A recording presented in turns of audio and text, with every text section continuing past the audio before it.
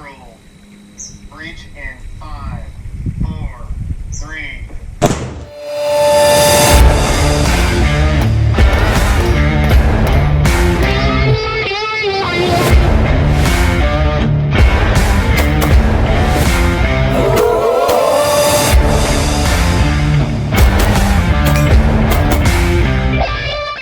What's up, guys? I'm Uncle Freedom, coming to you on another glorious and well-deserved day off, and today marks the beginning of filming for a new series of videos that's called the Minutemen Layout.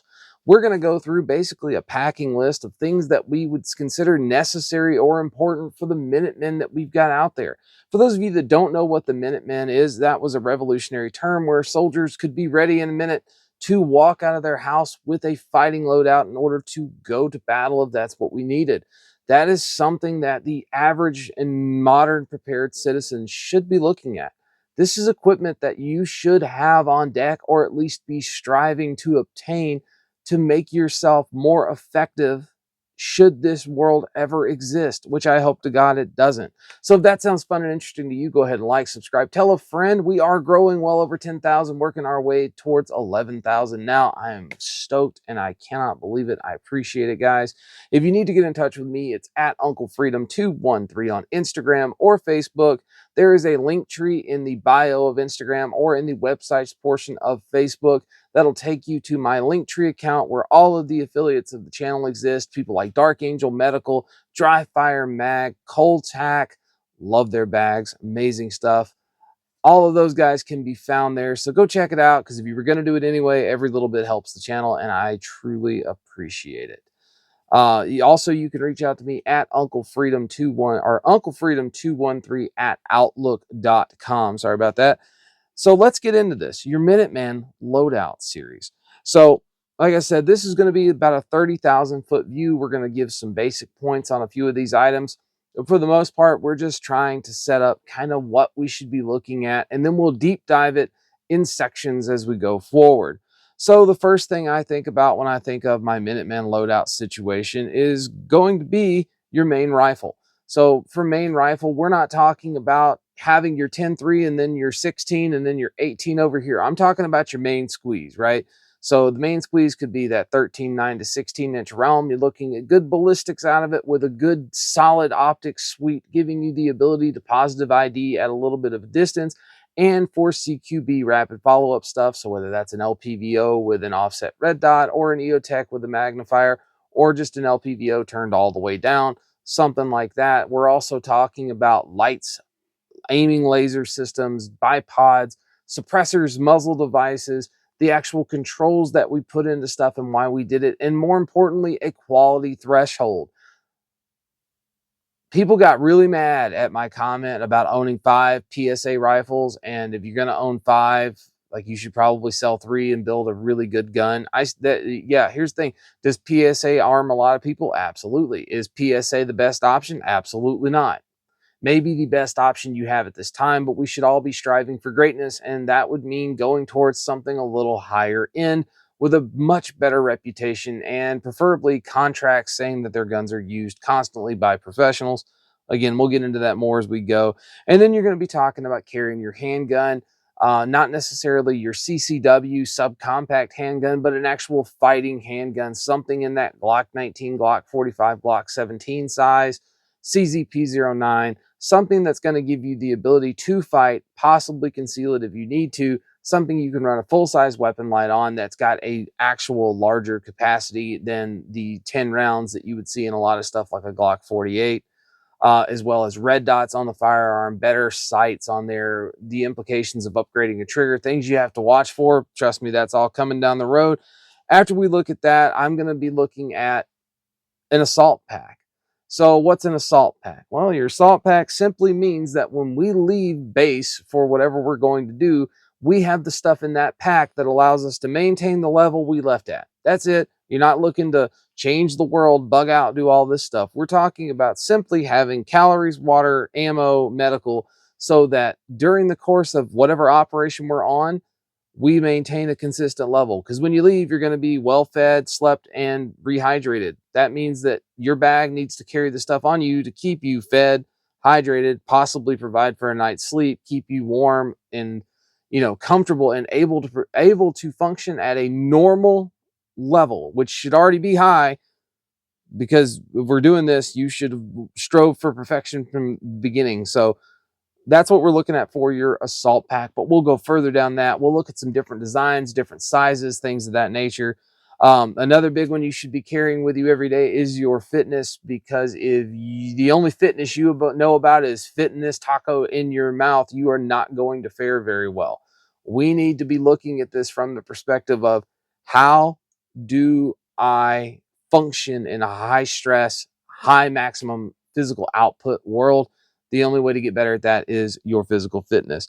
After your assault pack, something as simple as your rucksack. They are not the same thing. Your rucksack is a sustainment bag, enabling you to stay in the field for 3 to 5 to 10 days or more, carrying heavier tools, more tools, and your assault pack is going to get on top of it or inside of it. Uh, After that, we have to think of a way to carry that handgun. That handgun's going to be your battle belt setup, your war belt, your pistol belt, whatever you want to call it. I'm talking about a good 2-piece rigid or 1-piece padded belt system, MOLLE capable, preferably, at least for me. That's got things like your sidearm holster with retention. This is not the place for a, you know, Ragnarok holster without retention. We need with retention, in ordering you to carry that with the reload, ammunition to reload your handgun, medical kit, dump pouch for auxiliary stuff, a happy mag fast rifle reload on there, and maybe some additional things that we'll look at going forward. Then we're going to talk about 2 separate, equally important, very specific individual items that you should own both of, not one or the other, and that is your chest rig and your plate carrier. Chest rigs are lighter, more compact, enabling you to be much more efficient in your motion, not putting as much of a tax on your body to carry it around, but still enabling you to do the primary system of that chest system, which is to feed your primary fighting rifle. Now we're talking about magazines for your fighting rifle. You know, do you want the tap system and you got 8? Are we talking about running 3 in a micro rig? Or are we talking about running 4 in like a Mayflower? But we're going to be talking about that. You're going to have signaling stuff, communications gear, some survival stuff built into this system, navigation equipment, all part of that chest rig that's going to feed your primary fighting system. And then a plate carrier is essentially your chest rig's equipment, but now it stops bullets from entering your body. We're going to look at different size plates, what we're talking about with 3 plus, level 3A armory, ICW armor versus standalone stuff, multi-curve versus not, and why you should absolutely not strap steel plates to your body. So that'll be a part of this as well. Armor, why you don't strap plates to your body.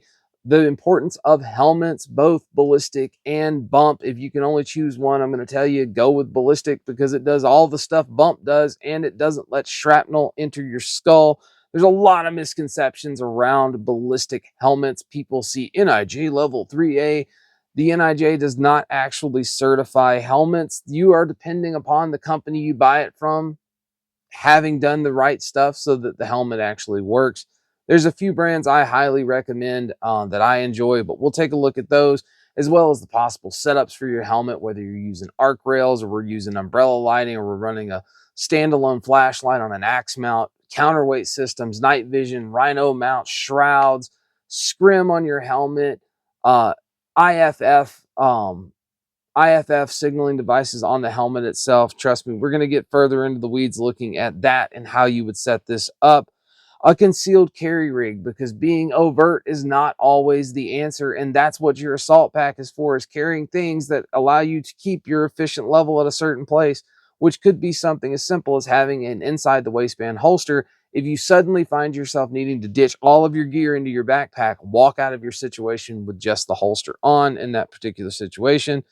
Um, Something else we may consider and we will look at would be a sniper weapon system as being a part of a Minuteman. Yes, it is a different functionality than your rifle. Yes, you could absolutely implement your 13.9 into a sniper weapon system's role, but a sniper weapon system by design is going to give you better velocity, not necessarily better accuracy, because all of your rifles should be about the same amount of accurate, and the shorter we make the barrel, the more accurate they become because of lack of vibration and harmonics.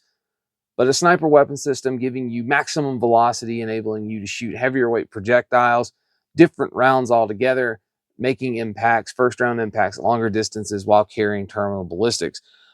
Something else we're going to have to look at is breaching tools. Something as small and simple as a standard lockpick set like this C2010 from Southard, or bolt cutters, a hoolie bar, an 18-inch pry bar to pop locks. We're going to look at kind of some breacher stuff that you should entertain or look at as part of the layout system. Then we're going to talk about your clothing. And clothing is a big deal.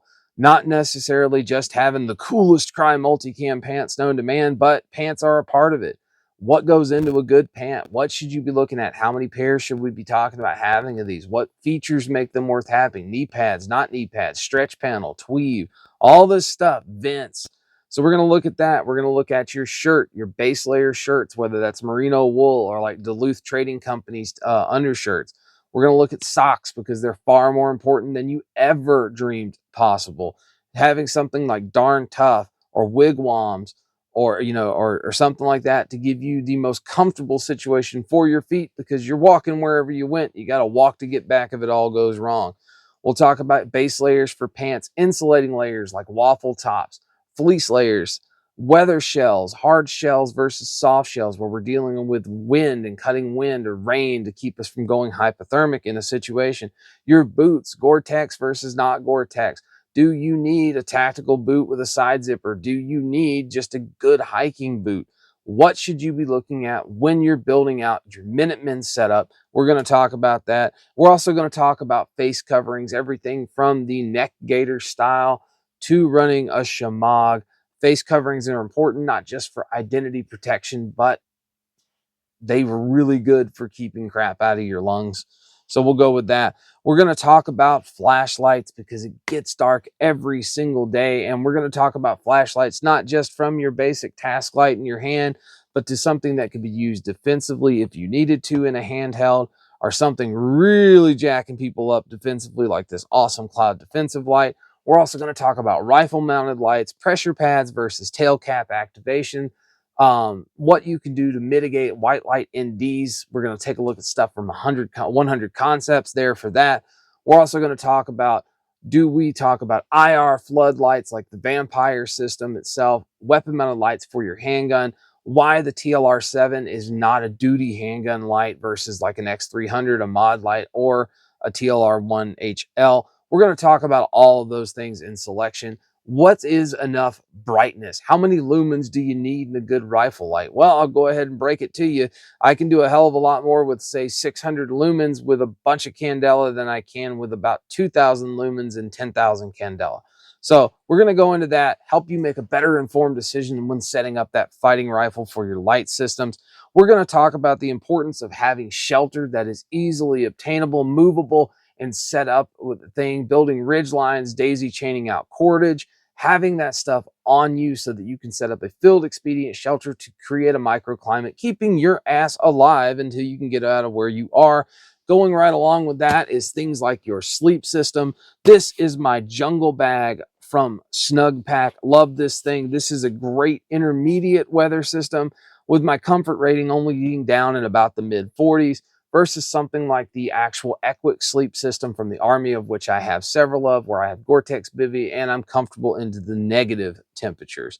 So we're going to look at those, how to augment your sleep systems with things like ponchos, space blankets, poncho liners, the jungle blanket, which is one of my favorite options from Snug Pack. I adore the jungle blanket. We'll look at all of those, as well as hammock systems, being able to sleep in a hammock, because a good night's sleep is going to keep you alive a lot more than you think if you're in a scenario like this. And keep in mind, for those of you preppers out there, this Minutemen mindset, this stuff is an excellent starting point for ensuring your bug out bag is built correctly, or that you are set up as well as possible with the baseline equipment to survive. So after we look at that, we're going to talk about cookware.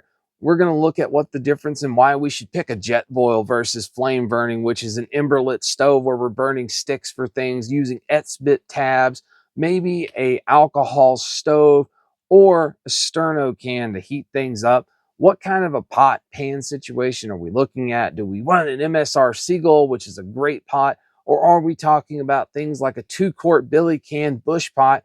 And how can we use those things to their maximum capability, even being able to bake bread in it if we needed to? So your bush pot and your cookware is an important part, right down to utensils, and why we don't use things like plastic UCO utensils when we can use things like a longer spoon or something of that nature. But we're going to go there. Then we're going to take a little bit of a deeper dive, not necessarily in the medical realm we already looked at, but more from the Minutemen's medical system. So now we're talking about, we're expecting combat and conflict. What medical stuff do you need to absolutely have? Where is it a good idea to plus that stuff up so you have more of it? And what do you need to add to it to augment things in order to help your chances of survival once it goes down? Things like antibiotics, Mobic, things that you need to think about moving forward. So then we're going to talk about your navigation. Super important thing, man. If you can't find where you're going, you're going to get lost and die in the woods like every single second lieutenant that says, I know how to get there. That's how it works. But we're going to talk about different compasses, map compasses versus linostatic compasses. We're going to look at protractors and how you actually plot grids on a map in order to actually plot your route, shoot an azimuth. All of those things will be a part of what we look at. Also, when we look at that, we'll look at a check on how we do route planning, resource mapping to get to where we're going, but enabling us to plus up and top off water, giving us good cover for cookware or the ability for us to sleep at night, how to pick those terrain features.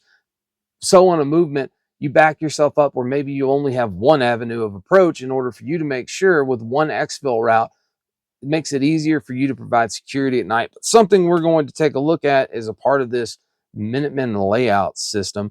We're also going to talk about comms. Reality of comms are, if it's gone bad, the government has decided we're the enemy, your comms are an absolute ticking time bomb. So we're going to have to look at different versions of comms. How do we talk to each other? Notes, flaming rocks, VS17 panels, CB versus, shortwave. We're going to look at all that. Citizens band, our family band radios. We're going to take a look at all of it. Effective ways to get comms up and running, even if that is doing something like a net network where we have enough phones as a part of it so that we can bounce signal thing to thing to get it to. Garand Thumb actually covered this in their evasion part of Urban. Fantastic. Don't hear it talked about much, but it's a very good option. We're going to talk about some camouflaging as far as your system goes. One of the most common terms you'll hear is scrim. Scrim helmet covers, scrim pack covers. Another good one is the Cobra hood, which is basically a sniper's shawl, enabling you to break up your outline of this part of your body behind the rifle. Things like camo form tape. Why we paint our rifles. No, it's not to look cool on the gram, but we're going to talk about the what and why behind it and how to actually get a good view out of it with some camo form, some scrim, how to apply it to break up our silhouettes as we're moving through this environment. Then we're going to talk about why you need optics, not just the optics on the rifle, but binos for you to actually see things. Things right down to the 8-power mono monocular from Vortex with a ranging reticle inside of it so that we can actually determine distance while making up range cards, intersecting field of fire cards, lanes, travels, all of these things easy to do. And then in the importance of carrying stuff like your writing utensils and little things like your field book so that you can actually map out, leave notes, whatever you need to do, and keep track of what's important. We're also going to talk about why you don't write things like crypto keys or frequencies on paper that you can't swallow. So guys, that is our 30,000 foot view of a new series we're going to start. It's going to be really in depth, but it's the Minutemen Loadout and Layout series. We're going to have some fun. I'm going to answer lots of questions. I'm going to give you options that are inexpensive, and I'm going to give you real life expensive options. I'm also going to tell you when something is snake oil or total BS, and I'm going to tell you when it's worth dropping the coin to get the best option of it that you can. So guys, I hope you guys are looking forward to this. If you have any questions, feel free to reach out to me. But again, I am Uncle Freedom. Take care of yourself. Take care of each other.